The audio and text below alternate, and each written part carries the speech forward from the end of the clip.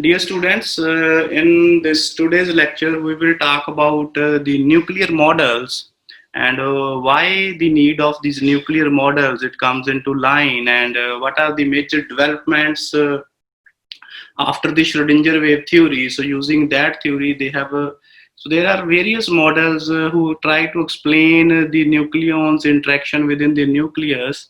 And in our today's lecture, we will discuss like a very important model like the liquid drop model. So which has been explained by Bohr and Wheeler, and their further developments like the semi-empirical mass formula, so who has explained the lot of concept, the lot of detail about the binding energy and how the trend of this binding energy it is being changing with respect to atomic numbers. And then we will talk about how we can find out from this mass parabola, so why some isotopes they are more stable and how we can find out these stable isomers. And then we will discuss some CSIR and GATE numerical problems. So the need of nuclear models. Now, to understand the observed properties of the nucleus of an atom, so it is very necessary to have adequate knowledge about the nature of internucleon interactions. Now, like in my previous lecture, we have seen that there is a strong short-range force which acts between these nucleons, while the exact mathematical form of this interaction it is still not known. So somehow Yukawa gives about the exchange of pions and how these two nucleons, so they are exchanging their energy. And so we can see that these nuclear forces, how they are changing their character, like at some distances they are acting as repulsive forces, so some point they are acting as attractive forces. So it may be noted that even if the exact nature of these internuclear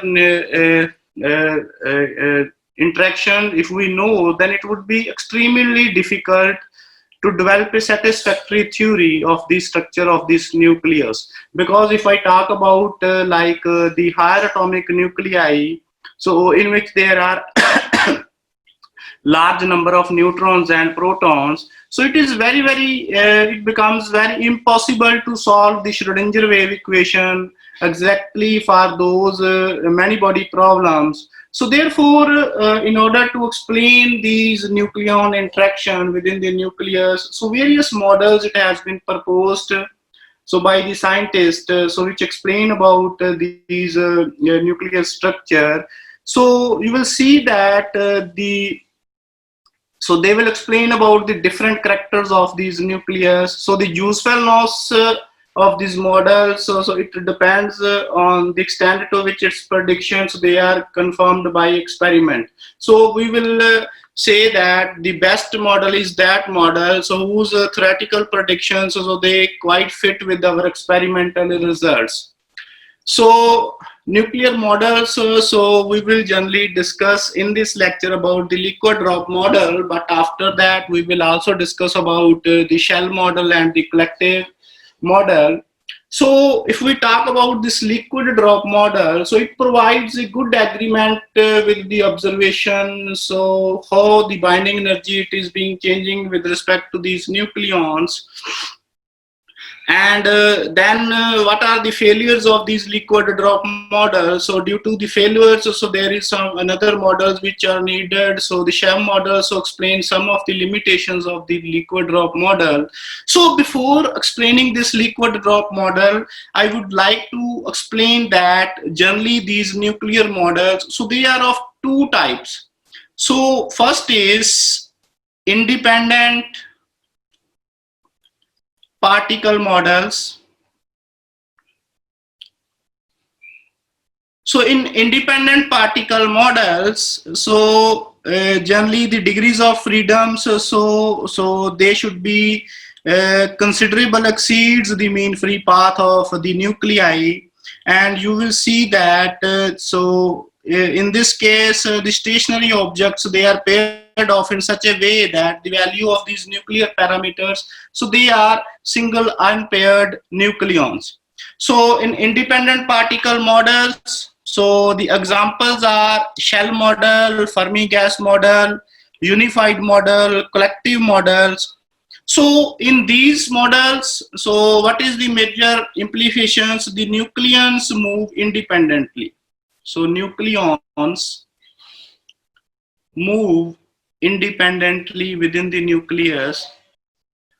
So they do not have any sort of relation, any sort of interaction with their neighboring nuclei. So the examples of these independent models are Fermi gas model, the shell model, so which we will discuss in our coming lectures. So second type of models, so which has been explained, they are known as strong interaction models.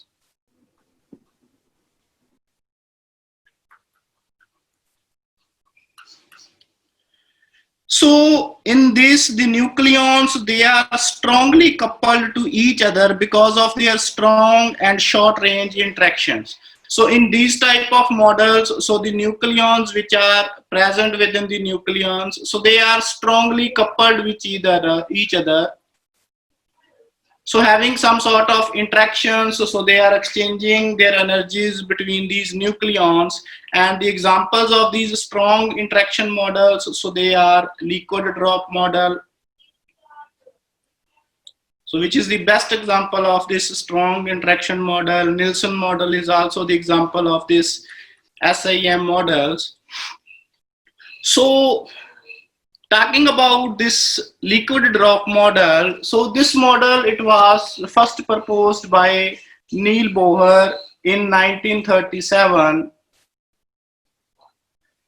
Now this liquid drop model, so it explains the macroscopic properties of the nucleus. So for example, it explains about the constant density of the nuclear matter and the constant binding energy per nucleons. So these liquid drop model, it has found some similar characteristics of the related with the nucleons, and there is quite analogy between this structure of liquid drop model and the structure of these nucleus. So this model was quite successful because it explained so various type of nuclear interactions, and it also successfully explained about the nuclear fission phenomena, and further it also explained about the radioactivities.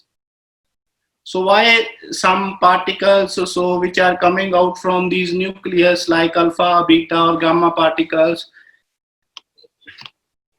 So this is the analogy between a liquid drop and a nucleus. So in the liquid drop, the density of the liquid, it is constant. So same is the case of the nucleus, where the density of this nucleus, it is almost constant. So similarly, the surface tension of the liquid drop, so that is quite similar to these nuclear forces which are binding these nucleons.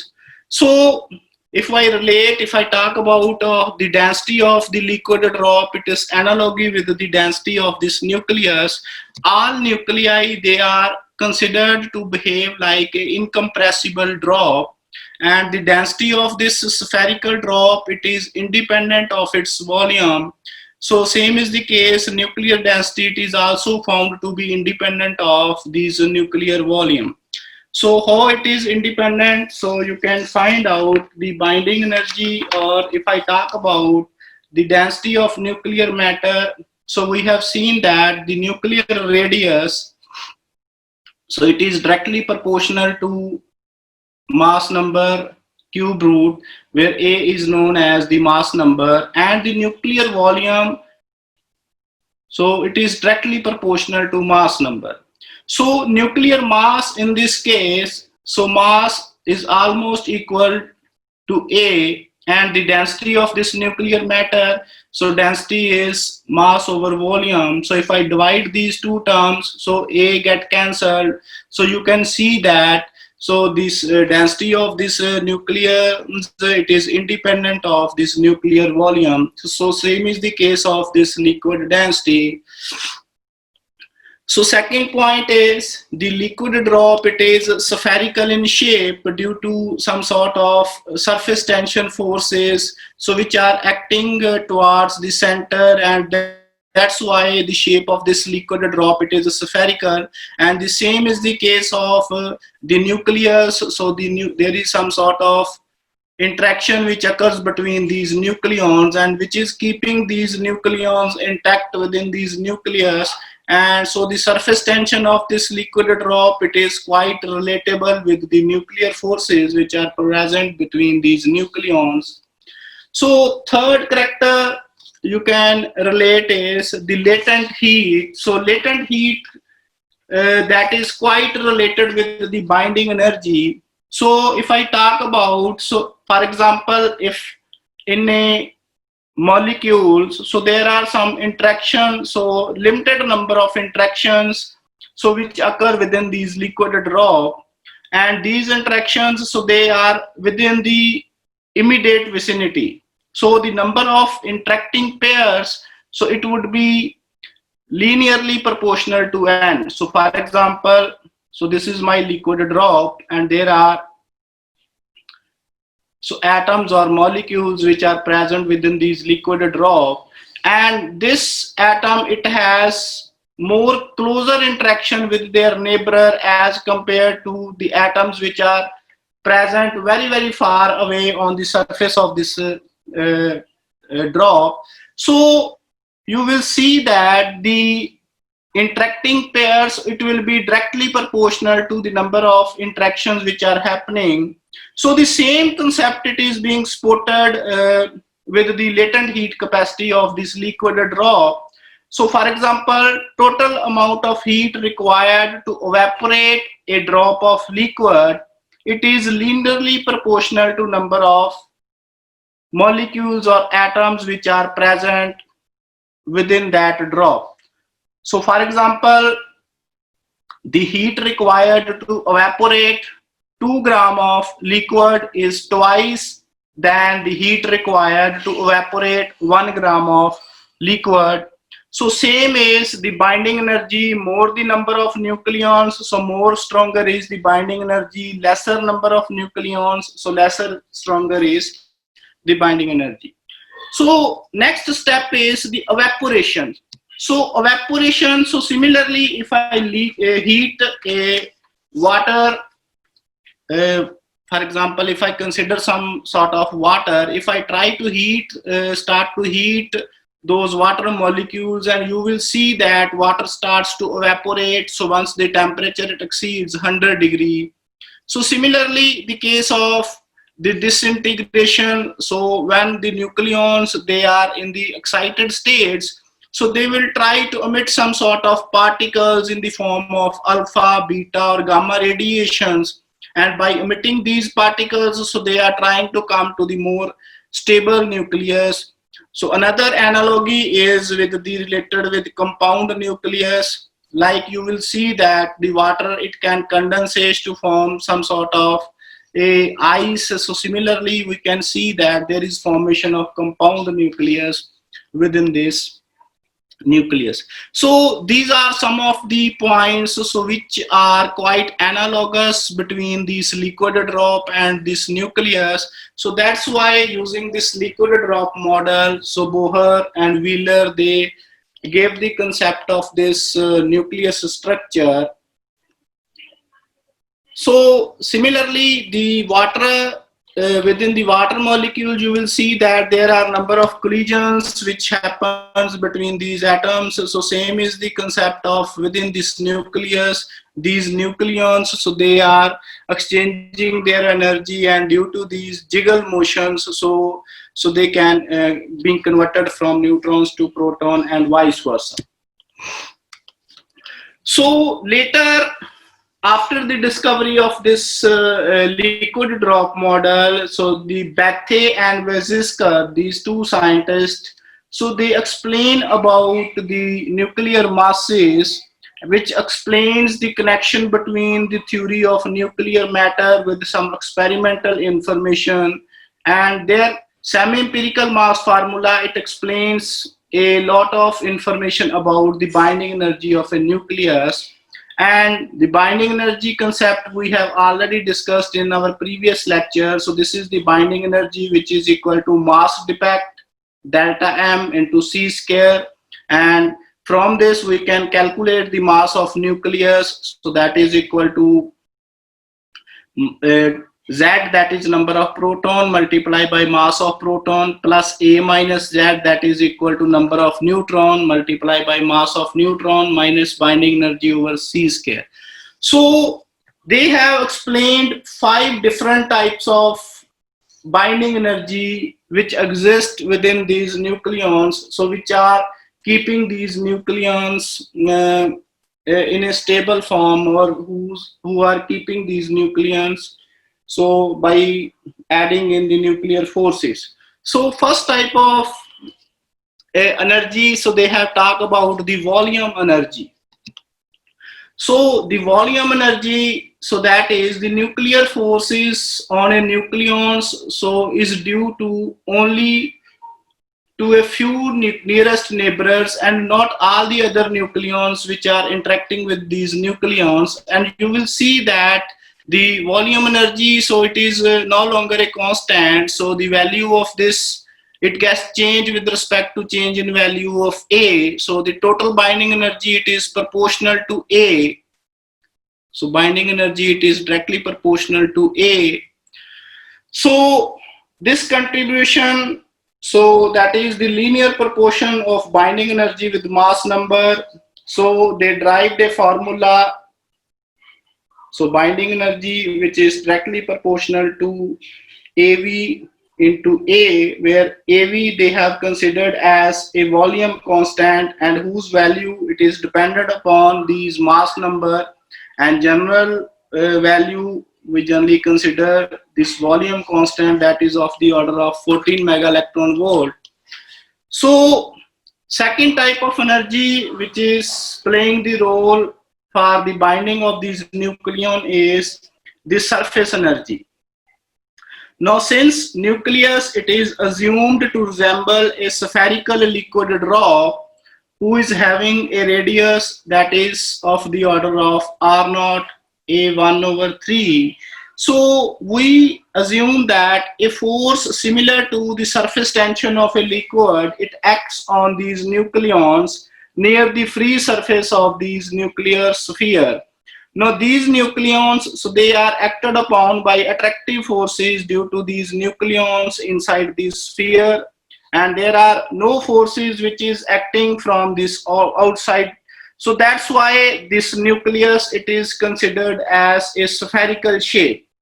So this surface tension, which is playing the role of surface energy, so this surface force, it is proportional to surface area of that particular nucleon.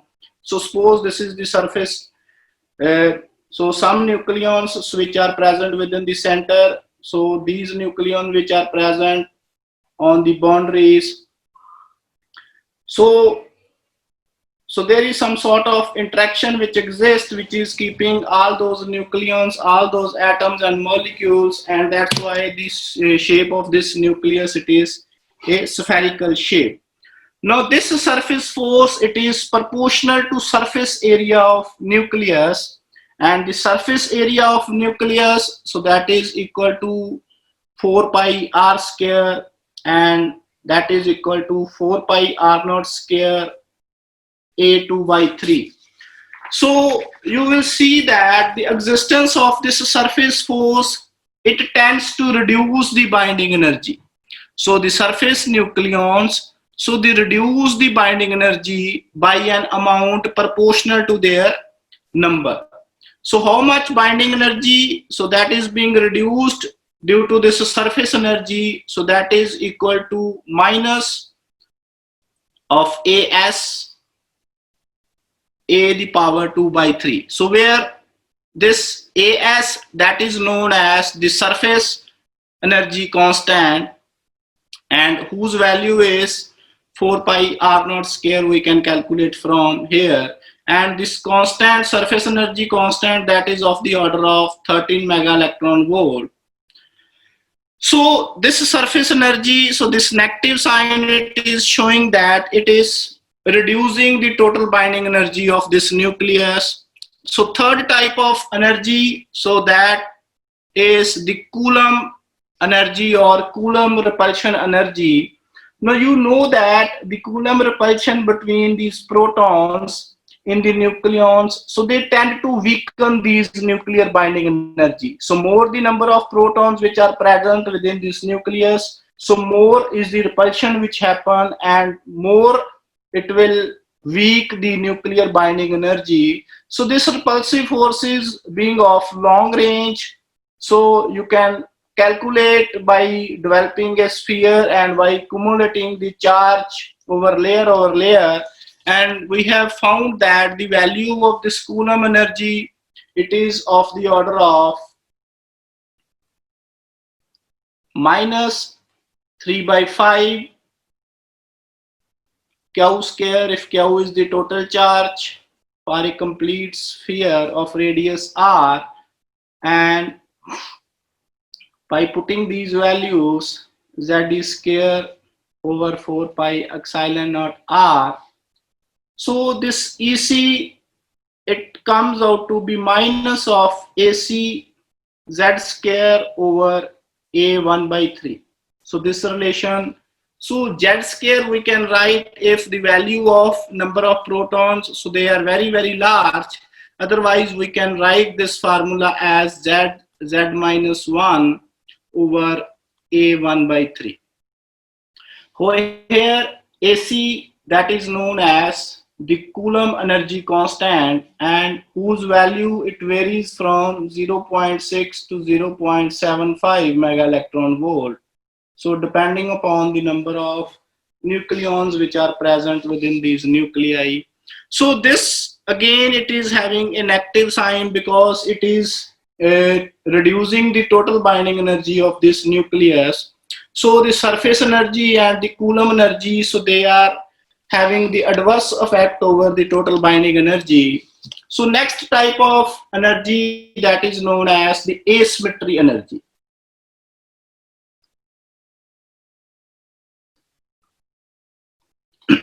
Now you have seen that in the lighter nuclei there is a tendency of neutron and proton, its number is almost equal, and they form a most stable nuclear configuration. Now as we increase the atomic number, like for heavier nuclei, so the increase in number of protons, so they tend to reduce the binding energy of these nucleons. So in order to reduce this Coulomb energy effect, so additional number of neutrons, so they must be added in order to compensate this energy. However, so this disturbs the equality of this proton and neutron number. So thus, due to this asymmetry in the neutron and proton number, so there will be a reduction in the binding energy by an amount, so that is proportional to n minus z square. So this asymmetry energy, so that is again having a adverse effect over the total binding energy, and it is reducing this number by a asymmetry constant n minus z square over a. So here n minus z, we can also write it something like n is a minus z, so that is a minus 2z. So we can also write this equation as asymmetry a minus 2z square. So there, this square, it represents the either the number of neutron or number of protons. So whatever the number increases, so it is reducing the total binding energy of these nucleons. So this is the formula for this asymmetry energy we can calculate.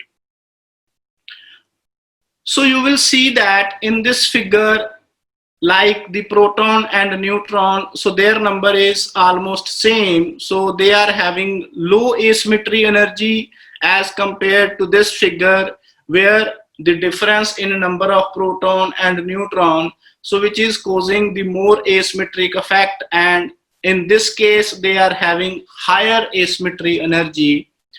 So the more difference between these proton and neutron for heavier nuclei, so they are reducing the total binding energy of these nucleus. So fifth type of energy that exists, that is known as the pairing energy.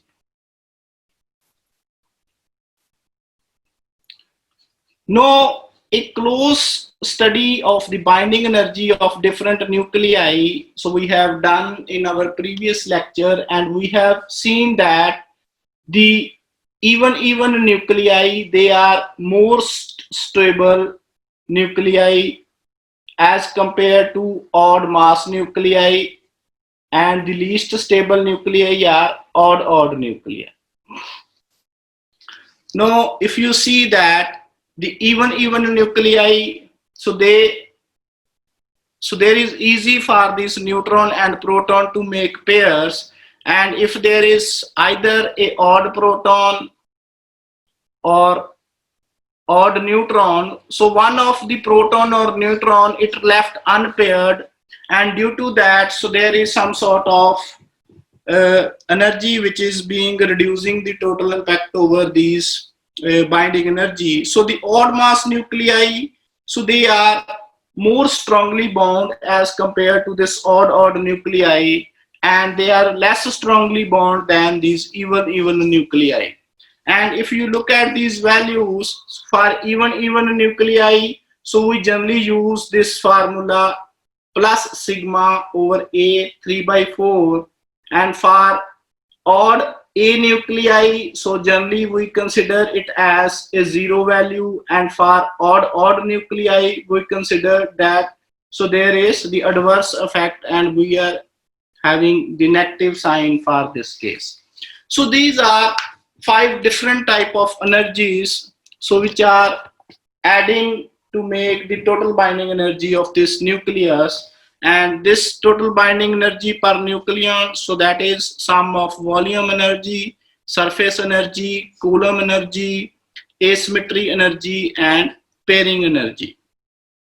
So for a particular mass number of 15, so all these constants values they have been given. And you can check so these and try to find out the most stable nuclear isobars. Now this semi-empirical mass formula, it explain about the mass parabola concept, and from that we can find out the stable nuclear isobars. Now the most stable nuclear isobar can be found if I take the derivative of the total binding energy at the maximum ZA value, and that becomes equal to 0. And what we derive is, so we derive a general formula for this case, that is Z, which is A over 2 plus 0.015 A 2/3. So using these formula for heavier nuclei, so we can find out the most stable isobar,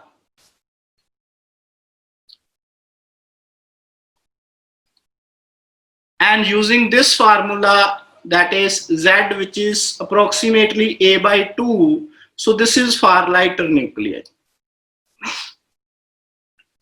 So most of the time this formula, it is very important, and if you do not remember and if you check these values or check these derivation, so the most stable isobar, in order to find most stable isobars, so generally 2 type of energy, so which is responsible, one is the Coulomb energy and the second is the asymmetry energy.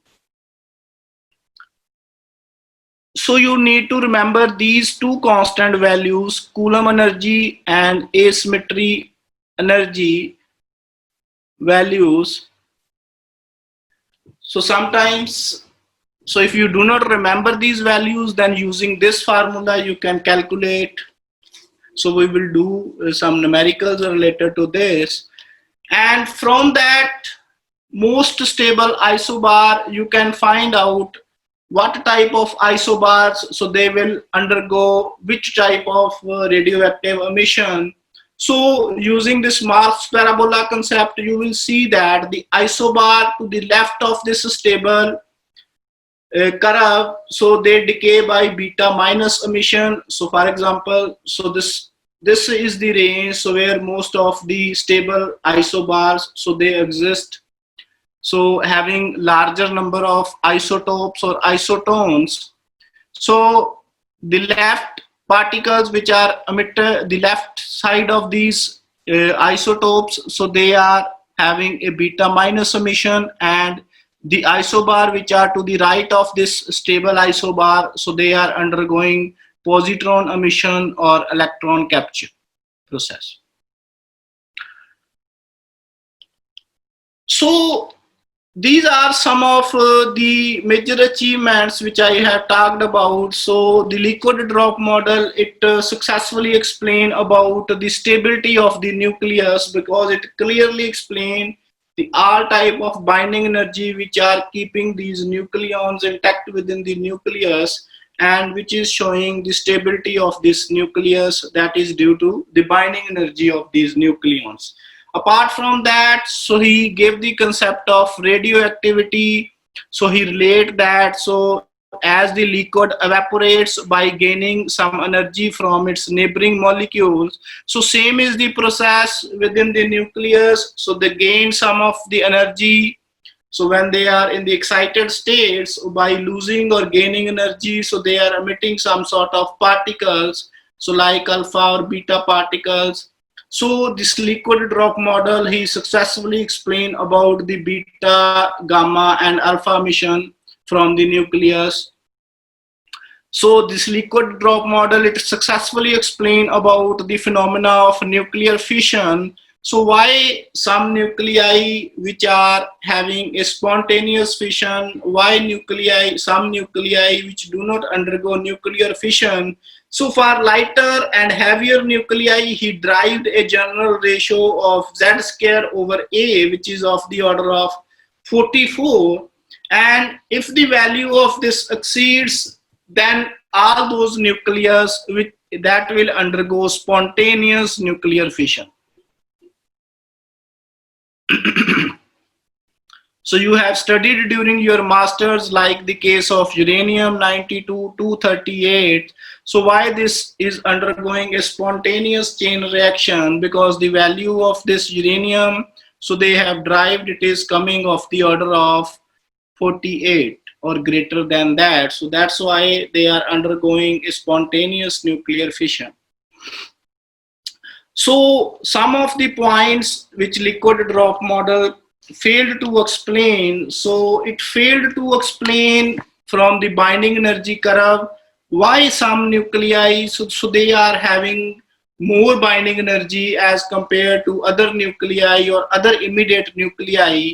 And further it has been explained by these shell model, and they explained that the some nucleons, they are having extra stability, that is due to the magic number nucleons. So this magic number that we will discuss in the shell model. So some nucleons which is having this number of proton or neutron, so they are more stable as compared to their immediate neighbors. So these numbers, they are known as magic number nuclei, and they have exceptionally stronger stability as compared to their immediate neighbors. So this liquid drop model, it failed to explain the magnetic moment of the nuclei. It failed to explain the nuclear spin of these nuclei. So it failed to explain why the excited state, it is more stable for some nuclei and it is less stable for some nuclei. So apart from that, so this liquid drop model, it failed to explain certain well-known fact about the nuclei, that why nuclei having a certain definite number, so they are more stable as compared to other nuclei. So these are some of the evidences which are against these liquid drop model. So the major experimental evidences about the binding energy, it do not fit exactly for all the atomic nuclei. So from, if you look at these binding energy curve, so there is a disagreement between this semi-empirical mass formula and experimental results, and you will see that, so these peaks, so there are some decrement, then there is an increment, so there is again a decrement. So it failed to explain why this curve, it is increasing, decreasing with the change in mass number. So later it has been explained that due to these magic numbers, so which are having extra stability. So liquid drop model failed to explain these extra stability of this magic numbers. So it failed to explain why some isotopes, why some nuclei, so we have a larger number of isotopes, or why some nuclei, they are having larger number of isotons as compared to other neighboring nuclei. So this also have been explained by this shell model. So related to this, let us discuss some of the important numerical problems, so which are from the previous competitive examination. Now if you look at this problem, so it is showing that which nuclei you would expect to be more stable. So for example, from these two nuclei, which is more stable, and from these two nuclei, which is more stable, so that you can calculate from this formula, that is the nuclei which is having the most stable isobar, so that nuclei is the most stable nuclei. So using this formula A 2 by 3, so we need to find the value of Z. So for example, if I talk about this lithium 37, so here A is 7, 2 plus 0.015, 7, 2 by 3. So when you calculate it, so it comes out to be 7 over 2 plus 0.055. So that is equal to 3.4. Or similarly, for this second isotope of lithium, you can calculate, so where A is 8, so Z comes out to be 8 over 2 plus 0.015 A2 by 3. So by putting these values, so Z, it is coming of the order of 3.8. Now in this case, Z which is given, that is 3 for this lithium. Now if you check these two values, 3.4 and 3.8, so this 3.4, it is more closer to Z is equal to 3. So the value which is more closer, that nuclei is most stable. So from this lithium 37 and lithium 38, so lithium 37, it is more stable as compared to lithium 38. So similarly, you can check from these two beryllium. So when A is 9, you will see that the value of Z, it is coming of the order of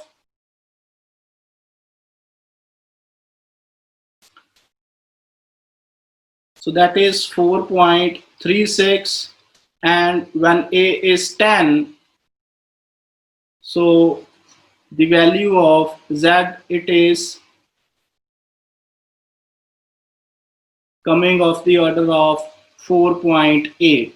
So the exact value of Z, that is 4. So 4.36, it is more closer to 4. So that's why beryllium 9, it is more stable as compared to beryllium 10. So this is how you can, using this formula, you can find out the most stable isobar from the given options. So again, this is a very, very important question which is in the NET 2014 examination.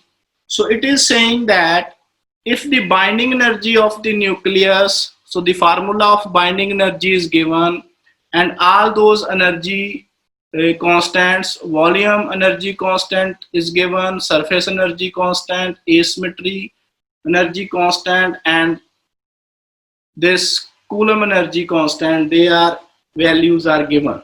So we have to find the Z for the most stable isobar for a nuclei whose mass number is 216. So we have to find the most stable isobar of a nucleus whose mass number is 216. So we have to find the value of this Z. Now, if you look at this value, the most stable isobar we can find out by taking the derivative of the binding energy with respect to Z. And when I take the derivative of this binding energy, so first term it do not have any Z value, so this becomes 0. Second term it do not have any Z value, so it again becomes 0. Third term, so it is having 2Z minus A square and it also has a Z value. So this comes out to be minus of asymmetry 2 times 2Z minus A over A into 2Z again derivative, so that is multiplied by 2 minus 2 times this Z square, that comes out to be 2 ACZ over A1 by 3, that is equal to 0. So when I solve this, so 2 into 2, 4, asymmetry value that is given 24. So 24 into 4, that is minus of 96. So this comes out to be 2Z over A minus 1. So this minus, okay.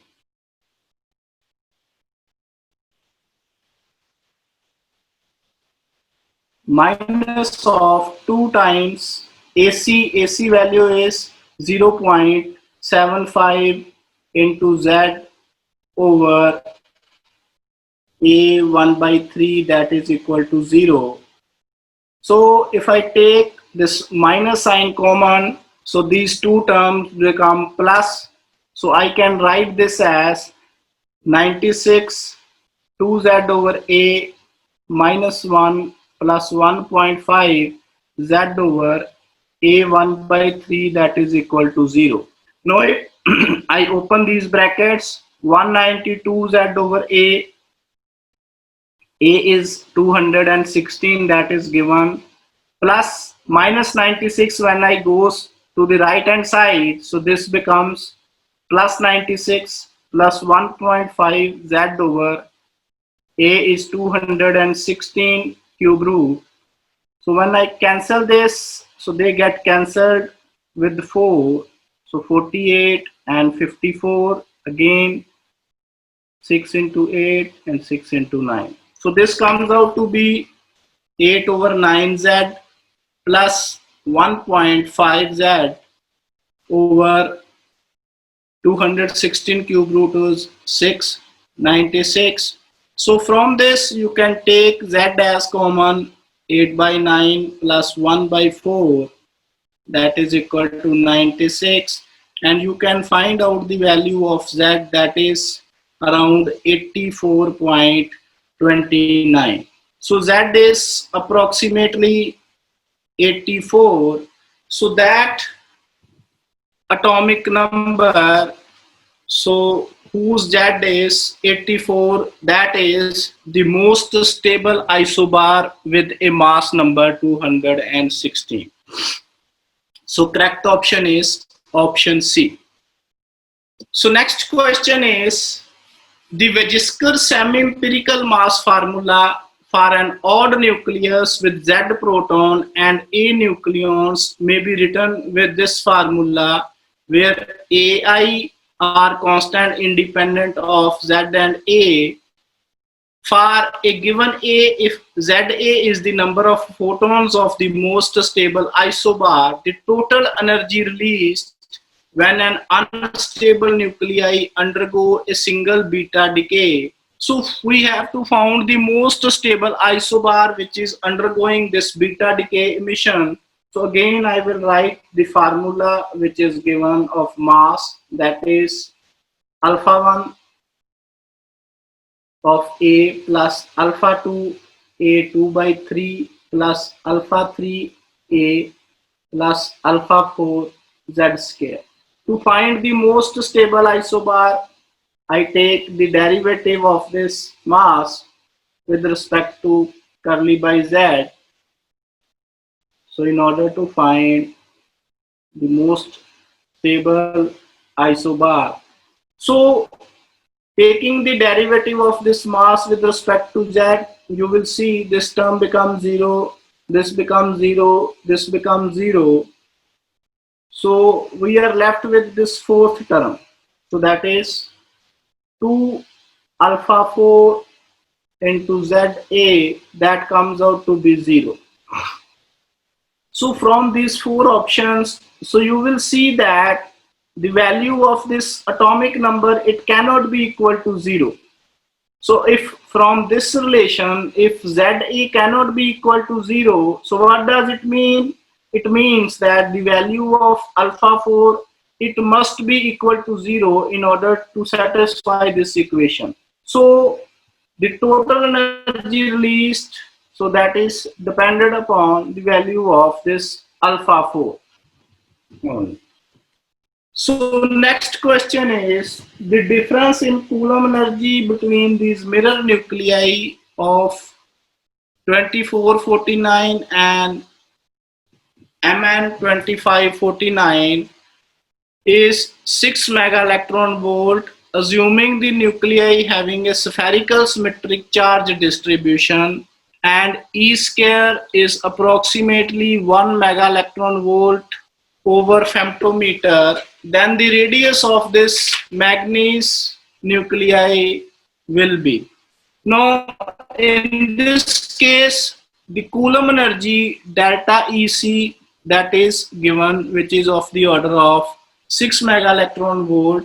Two mirror nuclei, one is Cr2449 and manganese 2549.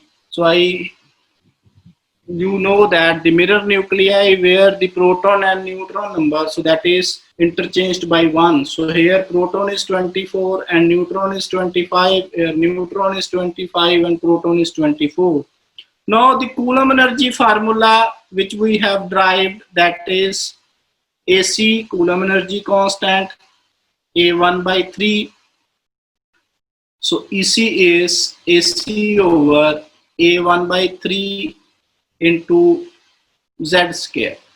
So delta EC will be the change in Coulomb energy. So the difference in Coulomb energy. So when I divide with this Z1 square minus Z2 square. So A square minus B square, I can write this equation as Z1 plus Z2, Z1 minus Z2. So this comes out to be AC over A1 by 3, Z1 plus Z2, 24 plus 25, that is equal to 49. So which is equal to the mass number. So I can write it A, and 25 minus 24 modulus, so that is equal to 1. So delta EC, it is coming of the order of AC A 2 by 3. Now the delta EC formula, so let me erase and make some space.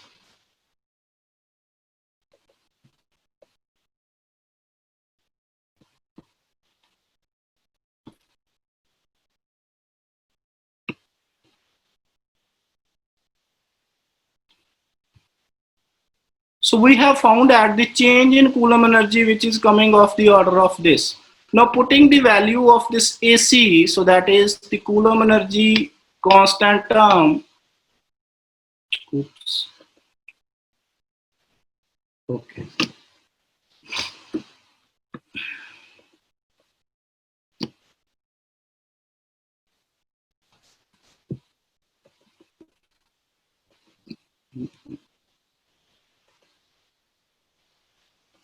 Yes. So delta EC, I can write it here as 3 by 5 E square over 4 pi epsilon naught R naught A2 by 3. So this is our Coulomb energy. Now E square over 4 pi epsilon naught, so that is given 1 mega electron volt femtometer. So this value is given. So delta EC, so that is of the order of 6 mega electron volt. So 6 mega electron volt, that is 3 by 5 into, this is 1 mega electron volt over 1 over R naught A2 by 3.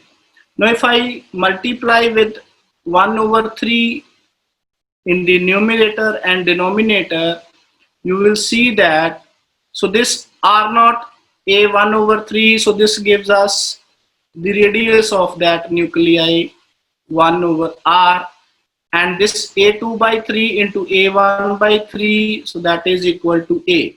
So this comes out to be equal to 6. So from this 3 into 2, so A over R, that is equal to 10. So from this I can find the value of this radius of this mirror nuclei. So that is of the order of A over 10. So A is 49. So 49 over 10, that is 4.9 femtometer is the answer. So 1 femtometer, that is equal to 10 is to power minus 15 meter. So option B is the correct option for this question. So this is the same question. So for a fixed expression, find the correct value of this most stable nuclei. So you can solve this problem the same way as I have told you. So by doing it curly m by curly z, taking the derivative and equating to 0. So m is given this much, and by putting these values of y and z in this case, so this comes out to be y plus 2z z naught, that is equal to 0, and from there, so y comes out to be minus 2z z naught. So putting the value of this y and z in this equation, so y is, so you can write down z naught, that is equal to minus y over 2z, which is 4 asymmetry constant over 2 into AC A minus 1 over 3 plus 4 AA A inverse. Now you can solve this. So what we have found is the value of Z naught, so that is equal to 2 AA over Coulomb energy constant minus 1 by 3 plus 4 times asymmetry energy into A inverse. Now you will see that in the given options, so we have given that the mass number term A is in the numerator. Now in order to do so, so let us say if I divide it with A and multiply with A, so this equation becomes 2A, and I move this asymmetry constant in the denominator, so this becomes AC over AA. So this A and this A, they combine A over A1 by 3 plus 4 AA, and this AA multiply by A over A. So they get cancelled. So what we left with is 2A over AC over AA into A2 by 3 plus 4. So equating this by taking this 4 constant from this, So this becomes 1 plus AC over 4 times asymmetry constant into A2 by 3. So this goes upward and this equation becomes 1 plus AC over 4 times AA into A2 by 3. So you can check from the given options. So this is the correct option. So option C is the correct option for this question. So dear students, I think for the liquid drop model and semi-empirical mass formulas, so the important part is you have to find out the most stable isobars. So using that formula, if you have done that practice, you can solve any numerical related with the liquid drop model and semi-empirical mass formula. So in our next lecture, we will discuss shell model, so which is very, very important. So every time there is a question which is related with shell models. So I have given you these 10 problems related with this shell model. I will send these 2 pages in the WhatsApp group and you try to do these questions. So then I will explain, because if I try to explain the shell model, it will take 2 to 3 lectures. So from your practice, I will give emphasis only to those portions. So from numerical point of view, so what type of questions which can come from this shell model? Because how we can find out the electrical quadrupole moment from the shell model, how we can calculate the magnetic moment, how to find the most stable ground state nuclei. So any type of you will see that these problems. So what is the spin of a given nuclei? How you can find out the parity of a nucleus. So we will try to cover this shell model in our 2 lectures.